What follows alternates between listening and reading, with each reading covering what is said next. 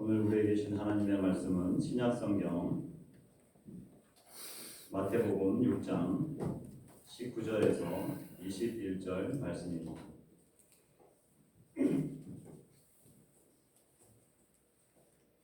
신약성경 8쪽 마태복음 6장 19절에서 21절 말씀. 하나님의 말씀은 PPT로 나오지 않고 성경을 찾아서 같이 우리가 읽도록 하겠습니다. 다 찾으셨으면 일어나셔서 19절은 제가 읽고 20절은 여러분들이, 21절은 같이 읽도록 하겠습니다. 너희를 위하여 보물을 땅에 쌓아두지 말라. 거기는 좀과 동목이 해하며 도둑이 구멍을 뚫고 도둑질하느니라. 오직 너희를 위하여 보물을 땅에서 쌓아두라. 거기는 좀이나 동목이 해하지 못하며 도둑이 구멍을 뚫지 못하고 도둑질도 못하느니라. 다 같이 내 보물이 있는 그곳에는 내 마음도 있느니라. 아멘. 앉아주시기 바랍니다. 찬송가 384장입니다.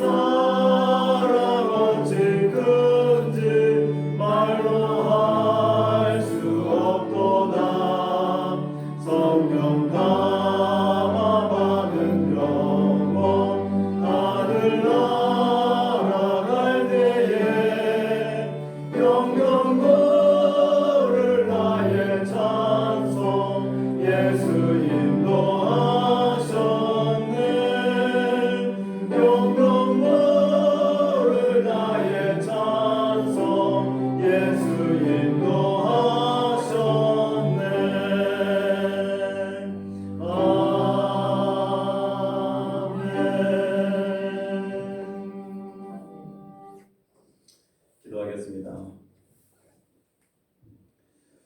살아역사하신 아버지 하나님, 이 시간 주의 말씀을 듣는 시간입니다. 말씀으로 천지를 창조하신 하나님께서 이 시간도 우리에게 말씀으로 각 사람 심령 가운데 하나님의 진리의 말씀을 새겨 주시옵소서. 세상에 살 때에도 또 세상 속에서 분주할 때에도 하나님의 말씀이 기억나게 하여 주시고 그 말씀을 붙들고 살아갈 수 있도록 도와주시옵소서. 좌로나 우로나 치우치지 않게 하여 주시고 세상의 흐름 가운데서 두려워하고 염려하지 않으며 하나님이 주신 말씀 붙들고 그 말씀을 따라 살아갈 수 있도록 도와주시옵소서. 이 시간도 신이 주님이 말씀해 주실 것을 믿고 모든 말씀 예수님의 이름으로 기도합니다. 아멘. 네, 오늘은 마태복음 6장 19절에서 21절 말씀을 가지고 보물을 하늘에 쌓아두라, 이런 제목으로 말씀을 나누도록 하겠습니다. 먼저 옆사람과 인사하도록 하겠습니다. 세계적인 교회 잘 오셨습니다.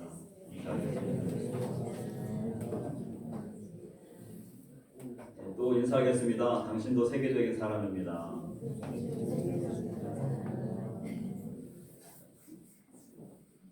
내가 세계적인 사람인 거는 괜찮은데 남이 세계적인 사람인 거는 좀 인정하기 힘드신 경우도 있죠. 그렇지만 돈 안 드는 거니까 여러분들 믿음으로 고백하시고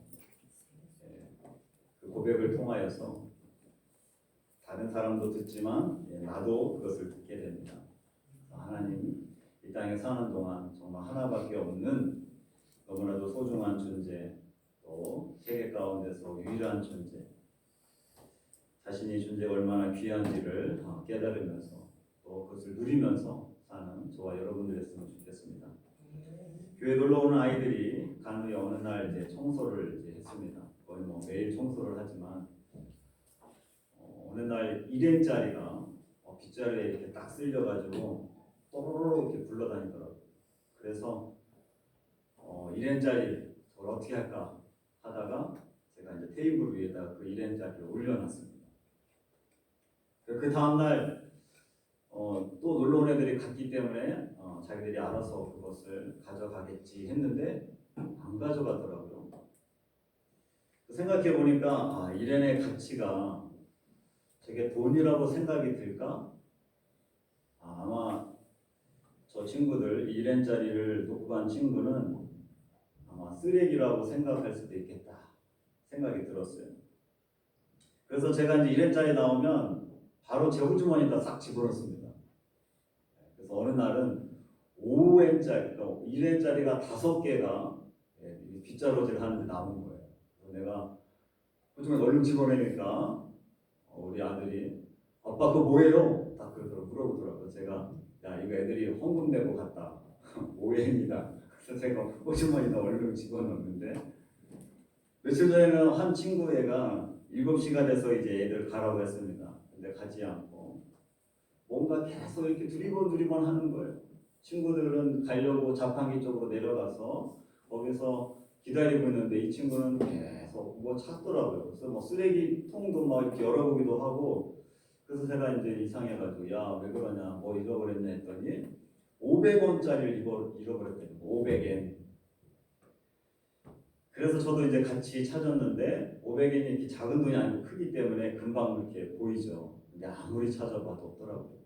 그래서 내가 그 500엔이 되게 중요한 돈 같아서 야 내가 혹시 500엔 그냥 모아줄까? 했더니 그건 아니라고 괜찮다고. 또 혼자 찾더니 나중에 보니까 같습니다. 제가 500엔과 1엔 차이를 생각해 보니까 500엔이면 이 아이들이 가다가 더우니까 아이스크림도 사 먹고 또 치킨 이렇게 꼬지 있는 것도 사 먹을 수도 있고 빵도 사 먹을 수 있는 돈이구나. 이 돈이 아이들한테 큰 돈이구나. 마치 그것이 보물처럼 이 아이가 찾는 것을 보았습니다. 우리 어른들이 봤을 때는 야 그 500엔 얼마 된다고 생각할 수 있겠지만 만약에 그 500엔에서 돈이 더 붙어가지고 5만엔이 되고 50만엔이 되고 500만엔이 되면 달라지겠죠. 한 달 월급을 잃어버렸다면 저 아이처럼 저렇게 친구들이 가자고 하는데도 금방 갈 수 없을 것입니다. 오늘 주님은 내 보물이 있는 곳에는 내 마음도 있느니라 라고 말씀하셨습니다. 김승호 회장님이 쓴 돈의 속성이라고 하는 책이 있습니다. 저희 교회 복도에도 한 3권 정도가 책이 있어요. 근데 거기 내용이 보면 돈의 노예라고 하는 부분이 나옵니다. 돈의 노예에 대해서 얘기하는데 이분을 이렇게 책을 보니까 책 내용은 좀 읽으면서 좀 화가 났어요. 이렇게 많은 사람들이 책을 사서 읽었는데 책 내용이 이 정도는 다 나도 할 수 좀 말 같은데 뭐 이렇게 느낌이 들었어요.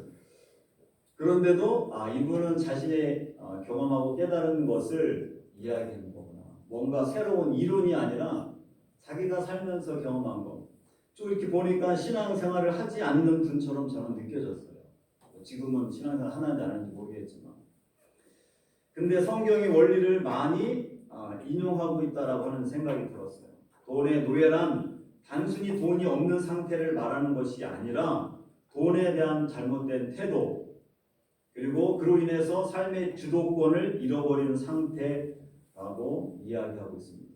그러면서도 돈의 노예가 되는 상태가 어떤 상태인가? 돈을 인격적으로 대하지 않을 때 돈의 노예가 될 수 있다라고 하는 겁니다. 이거는 좀 신선했어요. 돈을 인격적으로 대한다. 돈을 숫자가 적힌 종이나 수단으로만 여기고 함부로 대하면 돈의 노예가 된다. 이 김승호 회장님의 이야기입니다.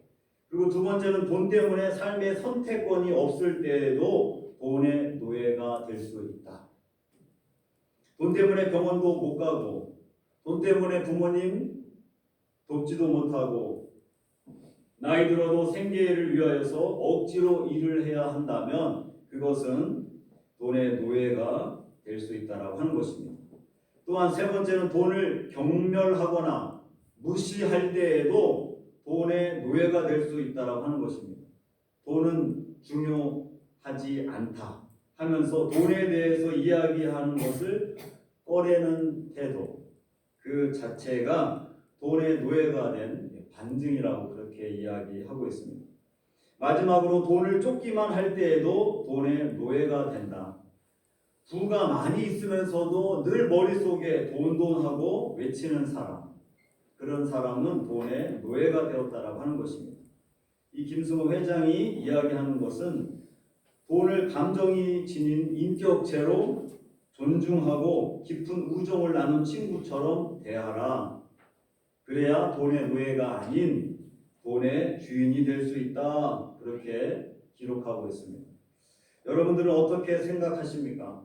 이분의 말이 다 맞는 건 아닐 수 있겠죠. 그렇지만 우리는 돈의 노예인가, 돈의 주인인가는 우리가 생각해 볼 수 있을 것 같습니다. 나는 돈의 주인인가, 돈의 노예인가? 어떤 분들은 서론부터 이렇게 목사가 돈 얘기해서 머리가 돌 수 있는 그런 상황의 분도 계실 겁니다. 이게 거룩한 주일 예배 설교에서 세속적인 돈을 이렇게 이야기하고 말이야, 돈 얘기한다고 목사가 돈을 너무 밝히는 것이 아니야? 그렇게 이제 생각할 수 있겠죠. 근데 성경에서는 주님이 돈에 대해서 참 많이 말씀하셨어요. 예수님이 돈을 쌓아주신 적도 없고 돈을 버신 적도 없으신데도 불구하고 오히려 예수님은 돈에 대한 어떤 생각, 돈 때문에 어려움을 당한 경우들, 그런 경우들이 표현되어 있지 않죠. 그럼에도 불구하고 주님은 돈에 대해서 많은 말씀을 하셨습니다. 사복음서에 보면 예수님의 비유 가운데서 38개 중에 무려 16개 이상을 돈과 물질에 대해서 말씀하십니다.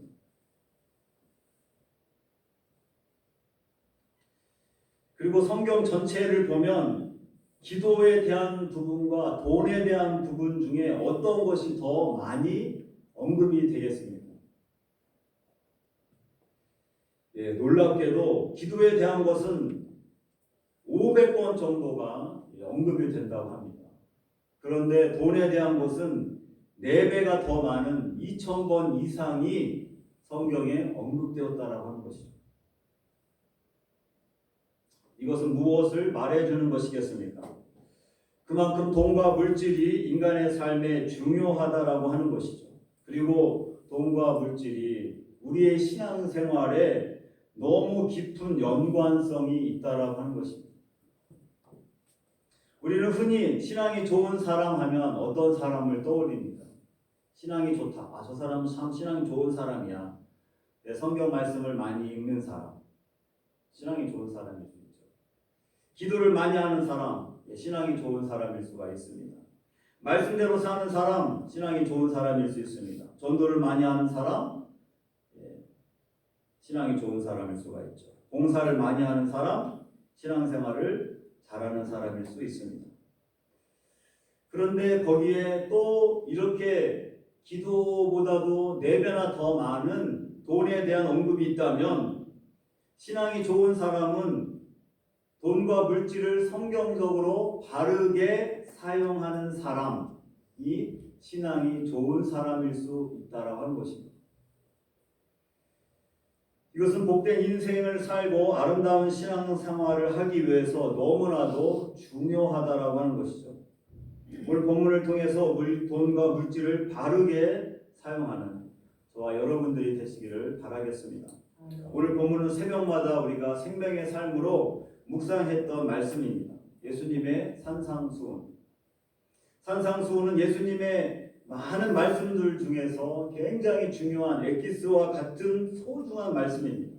그 가운데 오늘 본문의 주제가 무엇입니까? 바로 보물에 대한 것인데 이 보물을 다른 말로 표현한다면 돈과 물질이 될 수 있을 것입니다. 오늘 본문 3절을 제가 읽었는데 우리들이 보물에 대한 단어가 매 절에 한 번씩 등장합니다. 보물. 근데 다른 부분에서는 또 보물이라는 단어가 나오지 않아요. 근데 여기에서만 3절 연속으로 보물이라는 단어가 나옵니다. 그리고 그 보물과 함께 강조하는 단어가 또 있는데 그것은 19절과 20절 말씀에 너희를 위하여라고 하는 표현입니다. 너희를 위하여, 다른 사람을 위하여가 아니라 너희를 위하여서 보물을 땅이 아닌 하늘에 쌓아두라고 이야기하십니다. 너희를 위하여서. 그런데 많은 사람들이 교회 처음 다닐 때 헌금에 대한 부담을 많이 갖죠. 저는 요새 시골에 계신 어머니랑 통화를 하면 이런 리얼한 얘기들을 많이 듣습니다. 어렵게 시골의 사람들 교회에 이제 전도를 했는데 헌금 얘기를 교회에서 너무 많이 한다. 헌금. 감사가 부족하다. 감사를 많이 하세요. 차가 갑자기 타이어가 고장이 났습니다. 펑크 났습니다. 차량을 위해서 헌금하십시오. 그래서 그 헌금 때문에 시험에 들어서 교회를 못 나오는 신앙이 연약한 사람들이 있습니다. 그래서 성당이라든지 절은 사람들이 돈을 강조하지 않는데 교회는 돈이 없어서 못 가겠다. 왜 그렇게 그냥 교회 가면 돈 얘기를 하느냐.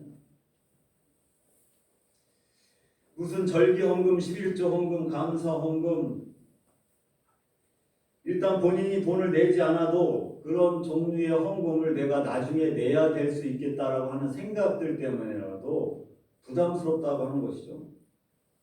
초신자일 때는 부담이 많이 됩니다. 그러나 나중에 신앙이 자라고 성장할 때에는 이 헌금을 누구를 위하여서 내는 것인가 우리가 다시 한번 생각해 보면 누구를 위해서 내는 겁니까? 헌금을 내는 누구를 위하여서? 바로 자신을 위해서 내는 겁니다. 하나님이 물질이 없으셔서 우리의 그 코 묻은 돈을 요구하시는 게 아니에요. 결국에는 나를 위하여서, 너희를 위하여서 하나님 앞에 물질을 드리는 것입니다. 어떤 교회에서 장로님이 자신이 11조를 많이 한다고, 어떤 교회입니다. 우리 교회가 아니라 어떤 교회에서. 그래서 이분은 회사에 주식을 많이 가진 대지주처럼 교회를 자신의 생각대로 좌지우지 막 하십니다. 재직해서 얘기가 나왔어도 자신의 생각과 다르면 장로님 11조 많이 내는 장로님이 확 그냥 틀어버려요. 그리고 목사님을 자신보다 나이가 어리다고 그래서 정말 자신이 세운 바지 사장처럼 막 부려먹습니다. 그래서 상처를 입고 목사님과 선교사님들이 교회를 사임하고 한국으로 돌아가는 경우들을 저는 몇 번이나 봤습니다. 우리 주님은 우리 자신을 위하여서 보물을 쌓아두라고 이야기하십니다. 나를 위하여서. 많은 사람들이 노후를 위하여서 여러 가지 투자를 하시지 않습니까? 나를 위하여서 하늘의 보물을 쌓아두는 것입니다. 하늘 창고에 비어 있어서 그것을 그 하늘 창고를 위해서 쌓아두는 게 아닙니다. 교회의 헌금 재정이 부족해서 내가 헌금을 내주는 개념이 아닙니다. 모든 것은 나를 위하여서 하나님 앞에 드리는 것입니다. 성경에 돈과 물질에 대한 2,000건이나 되는 주님도 보물을 다른 사람이 아니라 너희를 위하여서 라고 말씀하신다면 우리가 성경 공부나 설교 시간을 통하여서 강조하지 않는다면 목사가 그것을 이야기하지 않는다면 이것은 분명한 직무 위기가 될 것입니다. 오늘 본문에서 주님은 왜 보물이라고 말씀하셨을까요? 너희의 돈을 이렇게 얘기하셔도 될 텐데 너희의 재물, 너희의 화폐 이런 표현도 쓸 수 있을 텐데 예수님은 보물이라고 하는 말씀을 쓰십니다. 산상수훈을 듣는 사람들은 대부분 가난한 사람들이었어요. 예수님께서 산에 올라가셨을 때 예수님의 말씀을 듣기 위해서 온 사람들은 집안에 막 돈이 철철 넘쳐나고 그냥 침대 옆에도 그냥 돈을 쌓아놓고 이런 사람들이 아니었어요. 하루 벌어서 하루 먹는 그런 사람들이었어요. 심지어는 먹을 것이 없어서 예수님을 따라다니면 뭔가 먹을 게 있을 것 같아서 쫓아다니는 사람도 있어요. 그런데 오늘 주님은 그런 사람들에게 산상수훈 말씀을 전하면서 너희의 보물이라고 하는 말을 3번이나 강조하셨다라고 하는 것입니다. 분명히 보물은 돈이며 물질입니다. 세상의 모든 사람들이 중요시하는 것이죠. 가난한 자들이나 부한 자들이나 자신이 가지고 있는 돈과 물질을 보물처럼 여긴다라고 하는 것이죠. 독일의 경제학자 베르너 존 바르트가 1902년도에 자신의 저서 근대 자본주의라고 하는 곳에서 자본주의라는 말을 처음으로 사용했습니다. 자본주의. 자본을 수여한 사람들이 이윤을 추구하는 체제가 자본주의죠.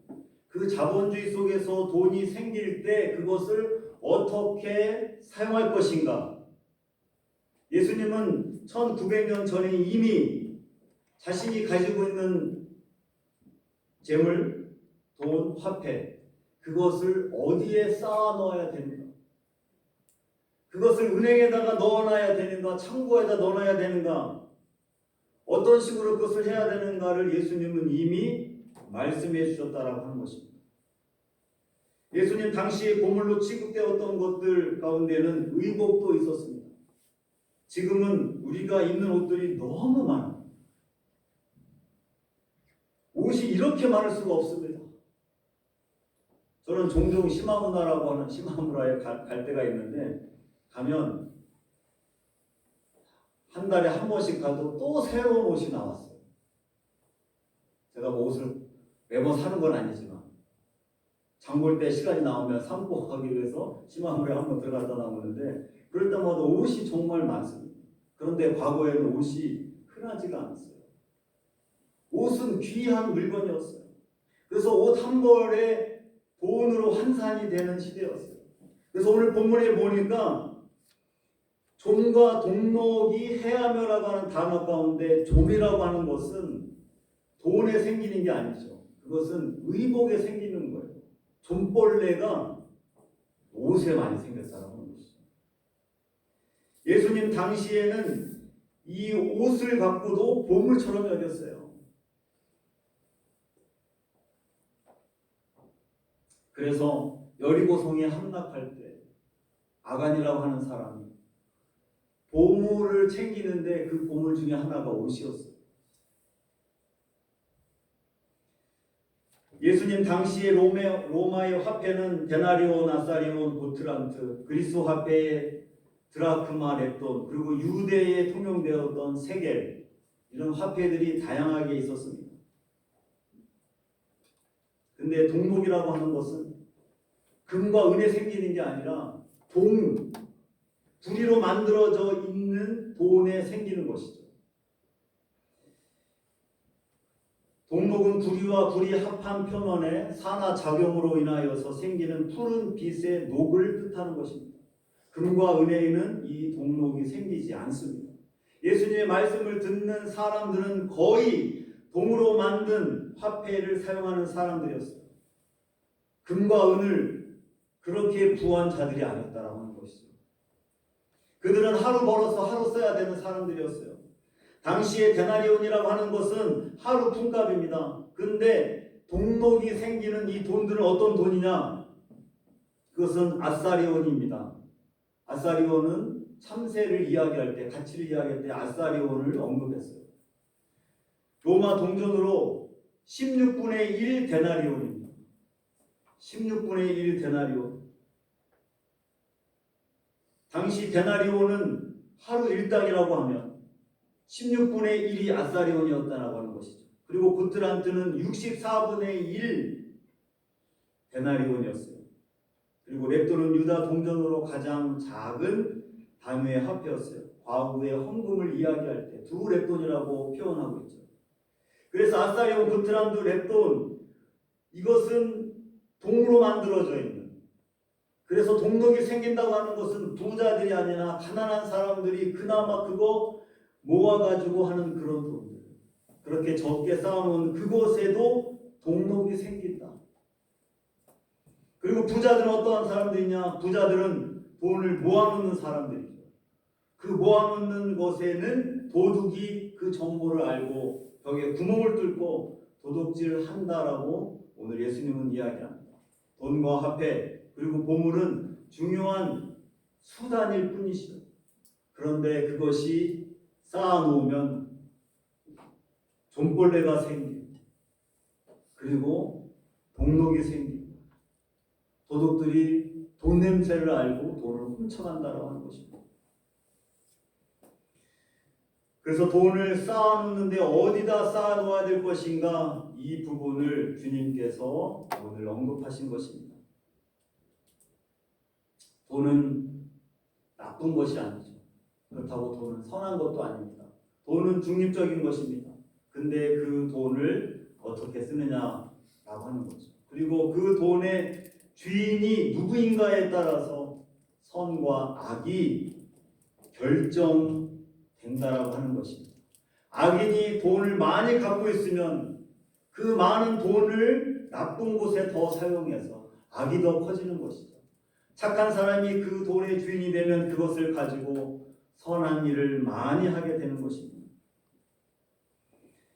물질과 돈의 주인이 누구입니까?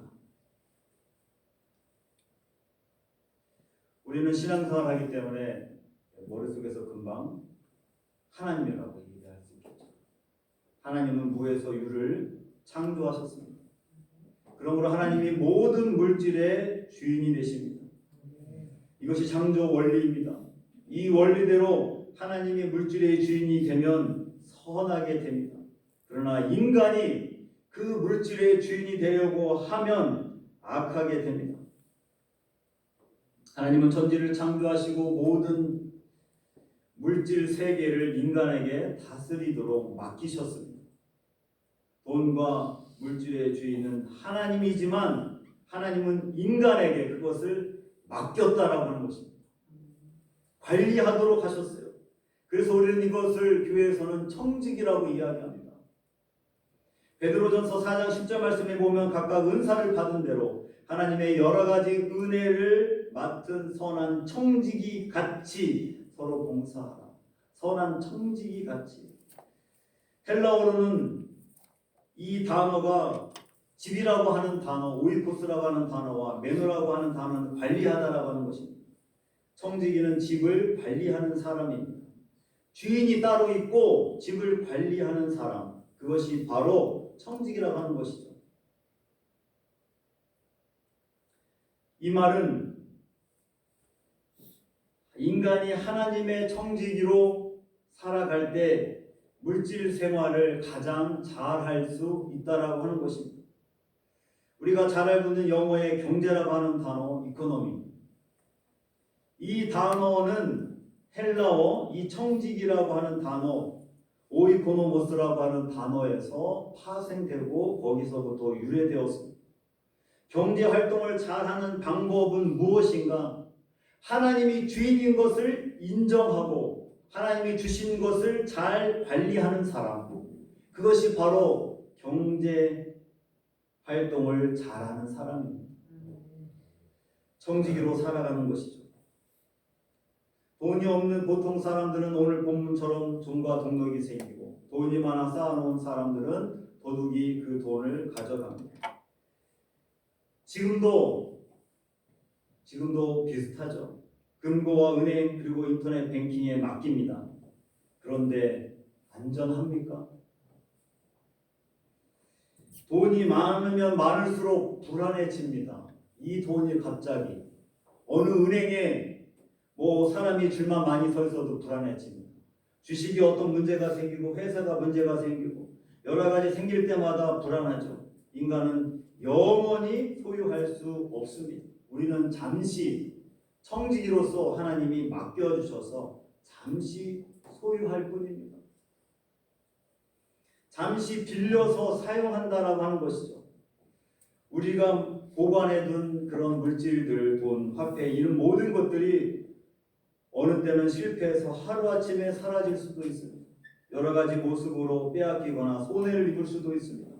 그것이 물질이 가지고 있는 유한성이며 가변성이라고 할 수 있습니다.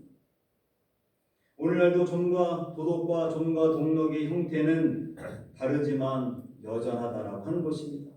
갑자기 생각지도 않은 곳에 질병과 사고가 나서 내가 보관했던 물질이 다 지출이 될 때도 있습니다. 도난을 당하거나 사업에 실패하거나 잘못된 투자로 돈을 한 방에 다 날려버릴 때도 있습니다. 그리고 믿었던 사람에게 돈을 빌려줬는데 사라지는 경우도 있습니다. 그래서 우리가 청지기임을 기억해야 됩니다. 누가 주인인지. 그래서 그 돈을 어떻게 우리가 바라봐야 되는지. 성경 말씀을 보면 성경에서 누누이 이 물질에 대해서 강조합니다. 물질, 재물, 돈, 화폐, 보물. 시편 39편 6절 말씀에 보면 진실로 각 사람은 그림자같이 다니고 헛된 일에 소란하며 재물을 쌓으나 누가 거둘는지 알지 못하나이다. 정신없이 그림자같이 돈을 벌고 다니지만, 그래서 그 돈을 쌓아놓지만 누가 그 돈을 거둘는지 알지 못한다라고 하는 겁니다. 잠언 23장 5절 말씀 보면 내가 어찌 허무한 곳에 주목하겠느냐. 정령이 재물은 스스로 날개를 내어 하늘에 나는 독수리처럼 날아가리라. 헛된 곳에 주목하지 말라고 하는 것이죠. 그 재물은 스스로 날개를 내어서 하늘로 날아가는 독수리 같다라고 이야기합니다. 돈 때문에 살아가는 인생들에게 허무한 곳에 주목하지 말라고 이야기하십니다. 돈은 스스로 날개를 만들어 독수리처럼 날아가버린다. 전도서 5장 10절 말씀에 보면 은을 사랑하는 자도 은으로 만족함이 없고 풍부를 사랑하는 자는 소득으로 만족함이 없나니 이것도 헛되도다. 모든 부와 귀를 가지고 있었던 솔로몬이 보물을 사랑하는 것도 그 보물로 만족함이 없다. 헛되다. 디모데전서 6장 10절 말씀에도 돈을 사랑함이 일만하게 뿌리가 되나니 이것을 사모하는 자들이 미혹을 받아 믿음에서 떠나 많은 근심으로 자기를 찔렀도다. 하나님이 맡기신 돈을 사랑하면 악으로 가게 되고 그것을 사모하면 믿음에서 떠나게 된다라고 말씀합니다. 그렇다면 하나님께서 오늘 예수님께서 우리에게 말씀해 주신 너희를 위하여 보물을 하늘에 쌓아두라고 하는 표현은 과연 어떤 의미냐라고 하는 것입니다. 그것은 하나님의 주권을 인정하고 청지기로 살아가는 것입니다. 그것이 복된 인생입니다. 하나님의 주권을 인정하고 청지기로 살아가는 것. 그것이 하늘의 보물을 쌓아두는 시작이라고 하는 것이죠. 하나님의 주권을 인정하는 가장 기본적인 행위가 무엇이겠습니까? 11조를 드리는 것입니다. 하나님의 물질의 주인 되심을 인정하는 것, 그것이 바로 11조죠. 주님이 맡겨주셨는데도 자신의 것이라고 하면 11조를 드리기가 어렵겠죠. 처음 11조 드릴 때 두려움이 생길 수가 있습니다. 손해보는 것 같기도 하고 괜히 교회 다니기 시작한 것 같은 느낌도 들 수가 있습니다. 저의 경험으로 보면 11조를 드리면 한 달을 못 살고 저의 가정이 파산될 것처럼 그렇게 불안한 적도 있었습니다. 근데 참 신기하죠? 갈 때까지 가보자. 그런 마음으로 11조를 드리기 시작하면 신기하게도 한 달이 그냥 사라지는 거예요. 여유가 생깁니다. 분명히 내 계산으로 하면 11조를 드리고 나면 손해가 되고 마이너스가 되고 우리 집은 파산해야 되는 게 맞는데 신기하죠. 11조를 안 드릴 때보다도 마음에 여유가 생깁니다. 돈 나올 구멍은 변함이 없는데 신기하게 돈이 부족하지 않게 되는 것을 경험합니다. 그리고 이제 시간이 지나면 돈 나올 구멍이 하나밖에 없었는데 2개, 3개가 됩니다. 이거 되게 신기하네. 그리고 다른 데 가셨으면 이게 어디에선가 계속 돈이 새나갔을 텐데 돈이 새나가지 않게 되는 것을 경험합니다. 만약 온전한 11조를 드려서 더 어려워졌고 가난하게 된다면 누가 11조를 드리겠습니까? 바보짓이죠. 말라기 3장 10절 말씀은 제가 매번 11조를 나올 때마다 언급하는 말씀입니다. 만군의 여호와가 너희 온전한 11조를 창고에 들여 나의 집에 주님의 전에 양식이 있게 하고 그것으로 나를 시험하여 내가 하늘 문을 열고 너희에게 복을 쌓을 곳이 없도록 붙지 아니하나 보라. 온 만물의 주인이신 하나님께서 당신의 이름을 걸고 한 번 11조를 드려 봐라. 내가 어떻게 하는지. 쌓을 곳이 없도록 내가 부어주겠다. 네가 새나갈 것 같은 모든 상황들을 내가 다 차단시키겠다. 그래서 물질이 넘치도록 하겠다. 온전한 11조를 드려봐라. 그래서 평생 물질의 노예가 되지 않고 자유함을 얻고 선한 사업에 열심을 내는 사람이 되게 되는 것입니다. 또한 오늘 하늘의 보물을 쌓아두라고 하는 뜻은 무슨 뜻이겠습니까? 장차 하늘나라에 가서도 하나님 앞에 기억되고 칭찬받을 영원한 가치와 목적을 위해서 사용하라고 하는 것입니다. 이것은 낭비가 아닙니다. 없어지는 게 아닙니다. 나를 위하여서 쌓아두는 것이죠.